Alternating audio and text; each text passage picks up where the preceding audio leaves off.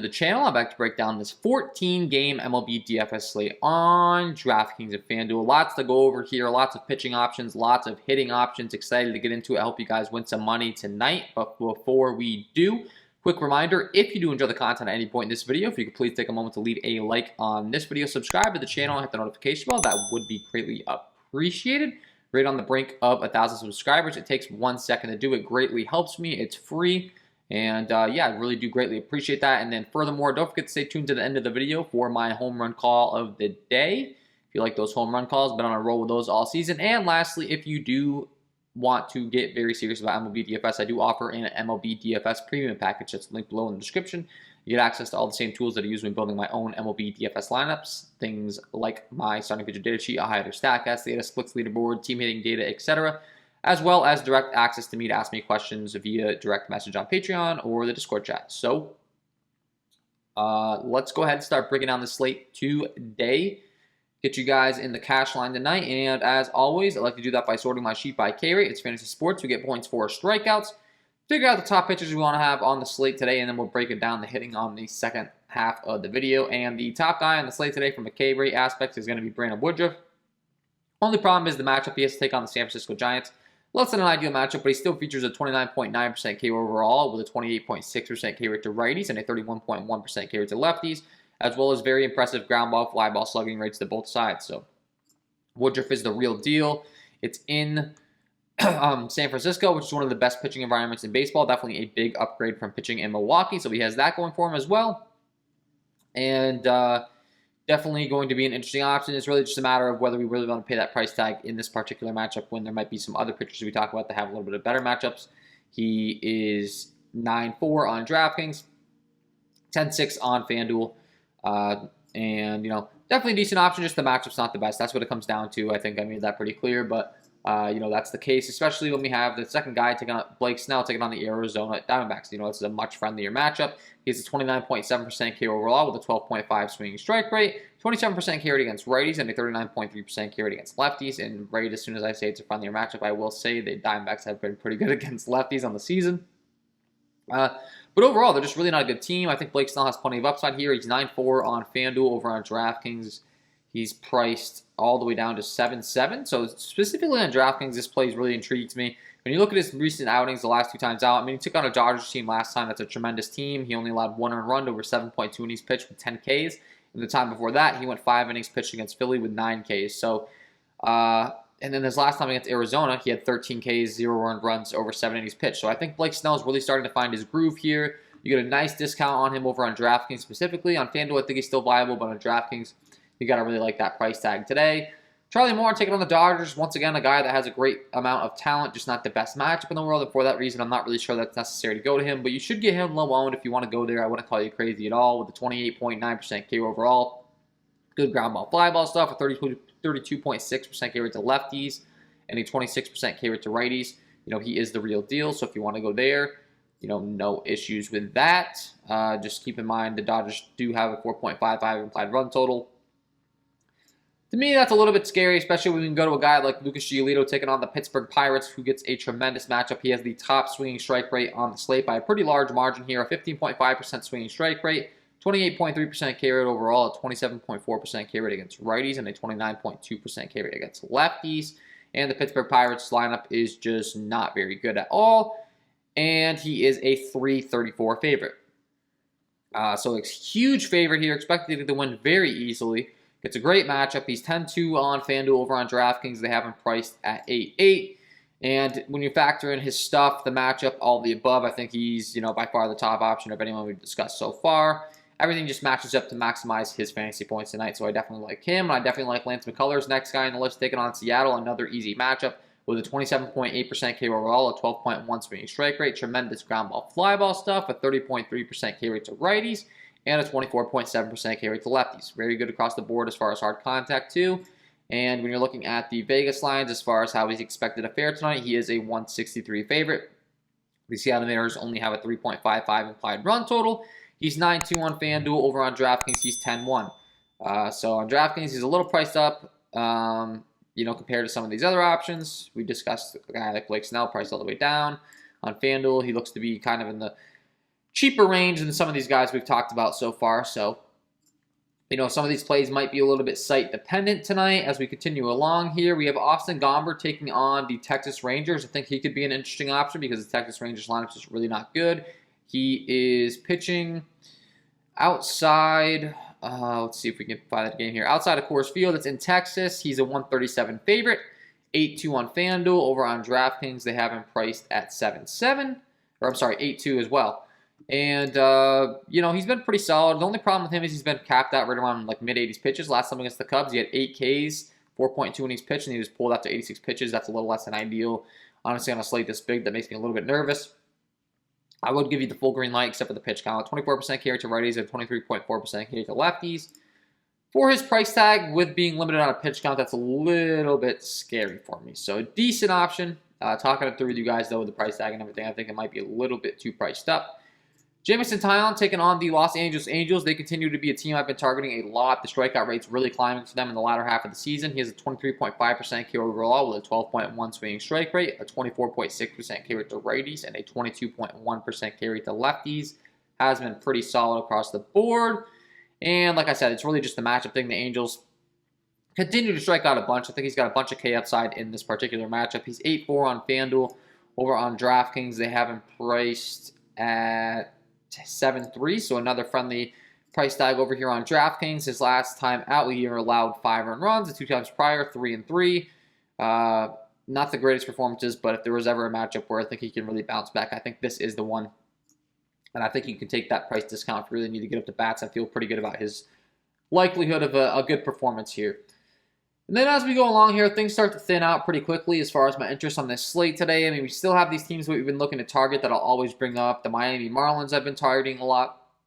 I've been targeting the Detroit Tigers all year long, and I've been targeting the Chicago Cubs ever since they traded away their whole team practically.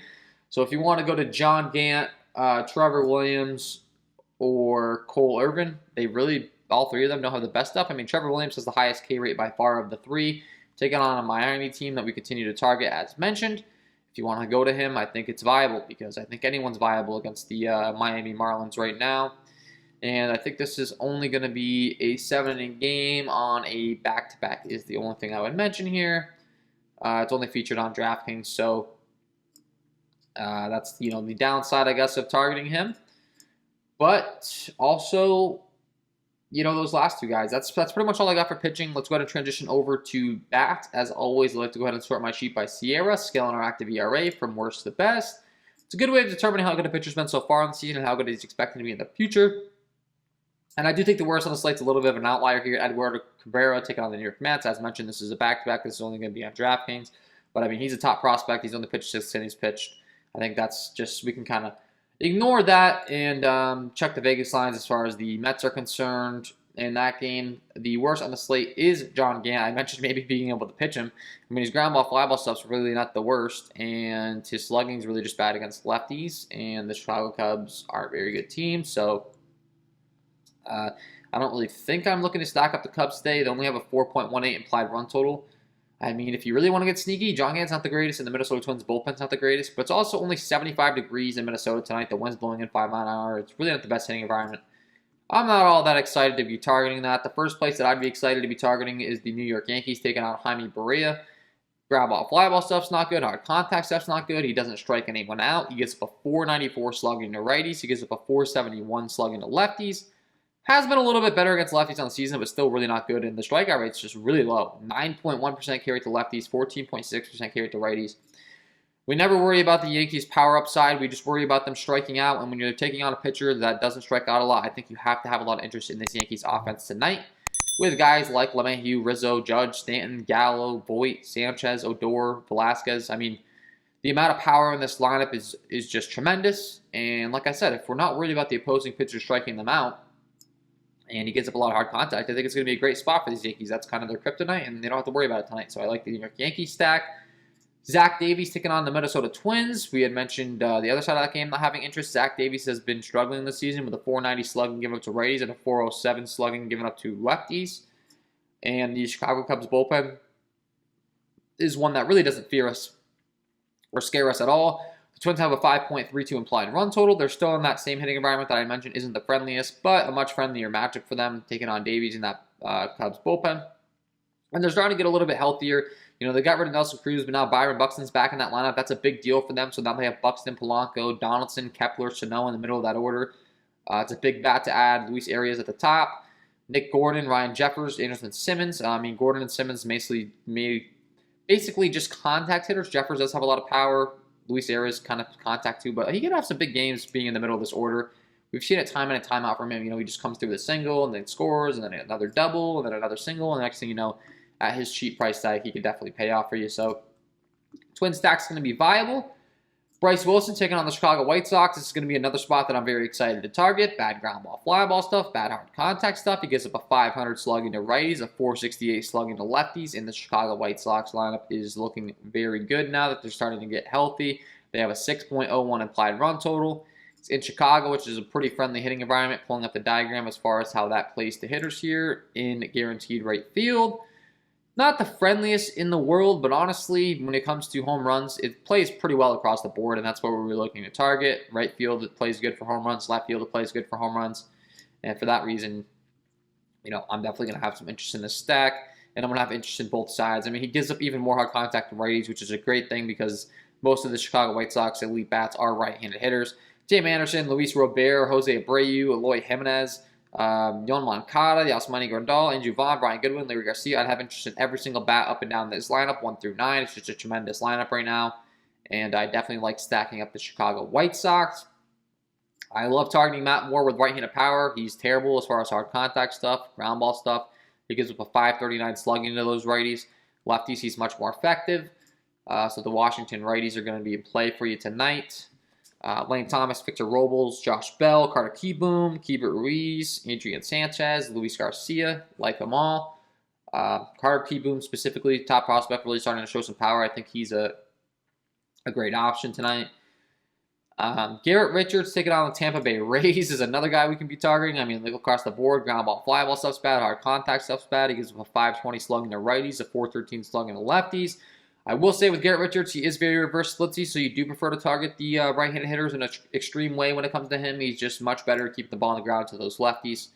And it's not the best hitting environment, unfortunately, for the Rays, but I don't think Garrett Richards is going to last too long in this game. I don't think the Red Sox bullpen's very good. It's not, and I think the Rays could definitely be in a good spot here. The only thing they have going against them is it's in the Trop. Not a good hitting environment, but, I mean, Nelson Cruz, tremendous play. Randy Rosarina, tremendous play.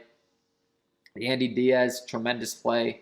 And I don't want to be too scared of playing the lefties. I know I said I want to target the righties, and that's the truth. I really do want against Garrett Richards, but when you have a lineup this is good, I don't have any issues with fully stacking him with Brandon Lau, Wander Franco, Austin Meadows, Joey Wendell. You know, stack them up, feel really confident about it. Garrett Richards just doesn't scare me.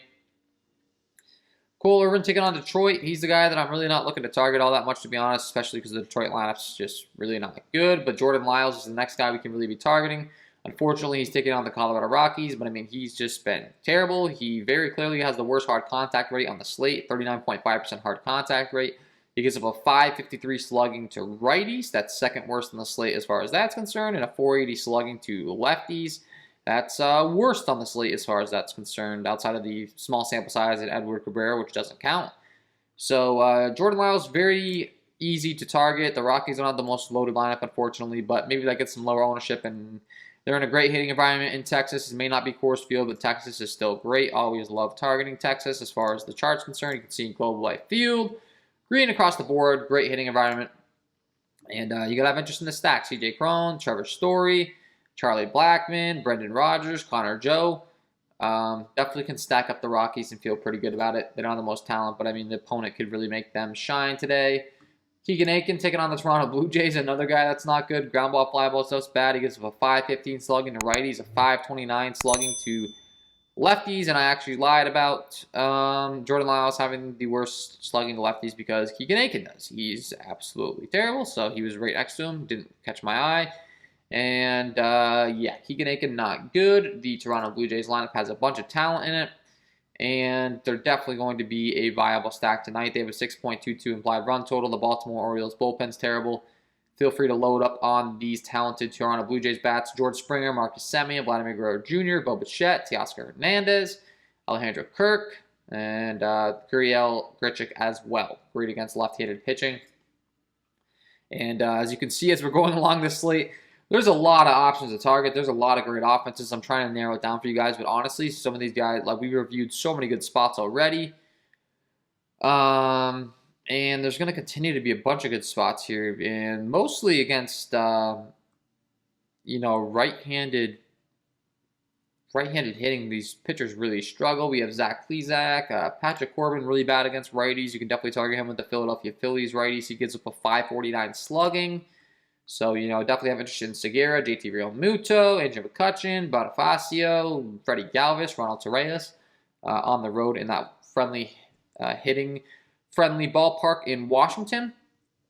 And that's pretty much, I mean, the top options, I'd say, that we've covered already. We have the Padres going against Zach Gallen. You know, they're just a loaded offense.